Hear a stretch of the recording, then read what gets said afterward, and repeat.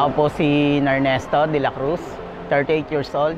Simula po ako dito sa SMBF is 2013, kasabay ng pagbubukas ng mall na to. Medyo busy kasi naglilingkod po kami sa aming mga customer at konti lang po yung oras na pwede naming ibigay sa aming mga pamilya.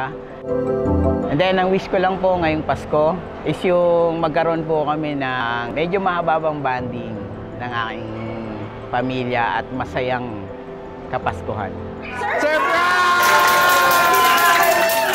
Naganda kami ng salo-salo para sa iyo at ang iyong pamilya bilang parte ng 100 Days of Christmas Surprises ng SM. Nagpapasalamat kami sa isang dekadang serbisyo at dedikasyon mo para sa SMBF. Ikaw yung sanay na nagsisetup ng ganito para magpasaya ng mga tao sa mall, pero sana mapasaya ka ng sorpresa namin para sa iyo. So, simulan muna natin na kayo at ang buong pamilya ninyo kakain ngayon dito sa Vikings.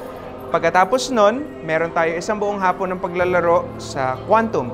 Pagkatapos nun, meron pa kami iba pang sorpresa na inihanda para sa inyo. Gulat lang ako kasi yun. Sanay ako na yung kami yung nagbibigay ng serbisyo sa higit sa lahat sa mga customer namin.